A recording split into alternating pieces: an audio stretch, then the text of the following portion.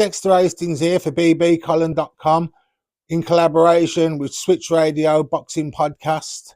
I'm here to give the Birmingham Boxing Columns Awards for 2024. As usual, we only have 3 awards: Boxers to Watch, Fight of the Year and Boxer of the Year. We'll start off with the Boxers to Watch. This is going to be a little bit different than the last 8 years, as I'm going to name boxers that people know, but I think you need to look out for them in 2025 as they're going to make waves. But there will be some new boxers as well. First boxer I've got to name is Conor Baker. Progressing really well. He's 5-0 at the moment. I think he's ready to move up now in rounds and everything, and really start kicking on. And he's definitely one to watch out for. The next boxer I want to talk about, he hasn't had a professional fight yet, but he's just turned pro, and he's from a great boxing background. His brother's already a professional unbeaten. He's got a younger brother who will turn pro and will be making waves as well. But at the moment, look out for Fran Farrell in 2025. He boxes out of the Second City Gym. His dad, Paddy Farrell, runs it. You know what I mean? Great family, great dynasty for Birmingham. And watch out for Fran Farrell in 2025. Someone who's been on the scene a while now, Shane O'Toole. She was supposed to fight for a title not so long ago. That didn't happen. She's the Midlands area champion at the moment, but I honestly think she's going to make big waves in the female boxing ranks, and I can see her doing really, really well in the future, especially in 2025. Another lad that's caught my eye, Niall Berry. Lad went for the European title, come up short, was really upset, was supposed to fight for a title a couple of weeks ago, didn't happen. He'd done a great 6-rounder, and I've got a feeling that he's going to be one of the boxers to watch for 2025. Boxer definitely to watch out for is Gully Power. He's 11-0 now. Hasn't had a title fight yet, and I don't understand it. The lad needs to be on bigger shows. He's headlined loads of small hall shows, but I think he should be on the bigger shows, and one of the big TV companies or big promotions should pick him up, and he should definitely be like fighting for English, even British titles at the moment, and hopefully he gets that in 2025. Another one to look out for, and an old favourite of mine, he's been going as long as the Bbcolumn's been going, since 2016, 2017. Shakan Pitters. He's had about a year off. He's one of my favourite boxers, light heavyweight, great personality, ex-British champion.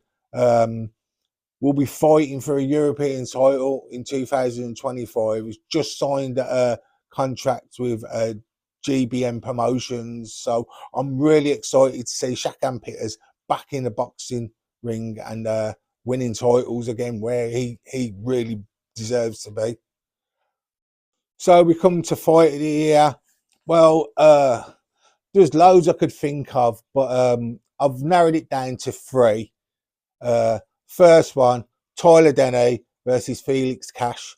Tyler Denny, no one thought he was going to win that. You know what I mean? The promotion that he was with, they were backing Felix. You know what I mean? Felix was unbeaten at the time. He just come back from an injury, but they were fully confident that Felix was going to beat Tyler Denny and claim the European title. It didn't happen. Tyler stopped him in the 5th round. You know what I mean?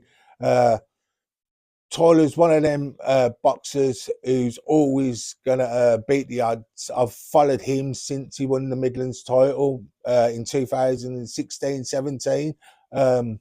Great fighter, and always beats the odds, and was a great fight. Another fight that caught my eye was Troy Jones when he fought for the English title against Leon Williams. Great battling performance by Troy. Won quite convincingly at the end, but Williams asked a lot of questions. The thing about it was Troy had all the answers to it, and yeah, it was a great fight, and well done to Troy Jones for winning that and the English title. One that happened not so long ago was Ryan Kelly versus Kieran Conway. Great performance by Ryan Kelly, absolutely great. Razor close. Could have gone either way. It went to Conway by a few grounds. I had it, I think, by about the same. But if it had gone to Kelly, I wouldn't have argued because it was that close. There was lots of rounds that were on one punch or the classier punches. It was a great fight, and a massive respect to Ryan Kelly for going on to a big promotion in the away corner and having a go. So fight of the year for 2024 is Ryan Kelly versus Leon Conway. Great contest, and well done both of you. Right, boxers of the year. I've got about 6 or 7 that it could be, but there can only be one. But we'll go through them anyway. Tyler Denny won his European title back in 2023. Defended it in 2024 against Felix Cash. Then got himself onto a Riyadh season at Wembley Stadium when Joshua fought Dubois. He's on the undercard. Yes, he faced Hamza Shiraz. Yeah, it was a massive ask. Did I think he could do it? I thought if anyone could, Tyler could. It didn't go his way. Hamza Shiraz is another level. He's going to be a world champion without a doubt at probably multiple weights as well. So Tyler's got nothing to be ashamed of. He came very close to being the first person to be 2-time Boxer of the Year for the BB column. But unfortunately, it won't be this year, but fair play to Tyler Denny. Another lad who's been beaten this year, but definitely needs a mention and has been BB column Boxer of the Year, Liam Davis. Great advocate for the sport, world champion. Got it a bit wrong in his last fight, pressed too much. And do you know what? To be fair, the lad he was fighting could box. It was one of them. He's definitely one who's going to come. I think he's moving up a weight now as well. So everyone needs to be on notice in that division, as Liam Davis will come and he will be fighting for titles, big ones at that. A lad who was in contention as well, Troy Jones, won his English title and then defended it on the Birmingham show with Galal Yafai and Sonny Edwards topping the bill, the Bloodline show.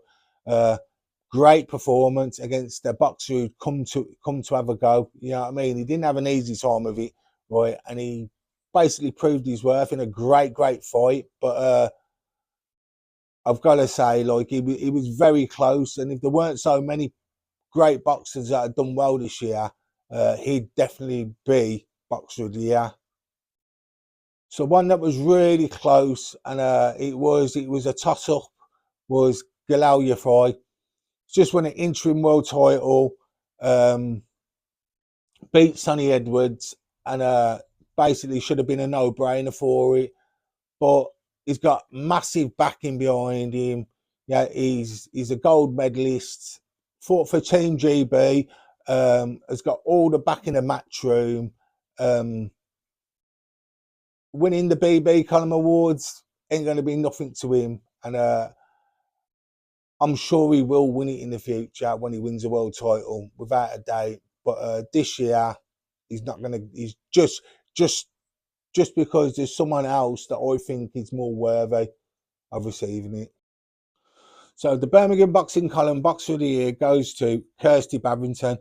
Only the second female boxer to win Boxer of the Year, but well deserved. Won the EBU title and then had it taken off her. So does Kirsty cry? Does Kirsty moan? No, she just gets on with it. Gets another crack at the EBU title in Italy, where you need to knock them out to get a draw. Kirsty goes over there, gets a points decision, which was just unreal. And do you know what? I can see massive things for her in 2025, maybe even a world title shot. Whether she wins it or not, who knows? But Kirsty is proving and that to all females, all young girls, that anything is possible if you put your mind to it. And by far a great advocate for the noble art of boxing. So the Birmingham Boxing Column Boxer of the Year is Kirsty Babington.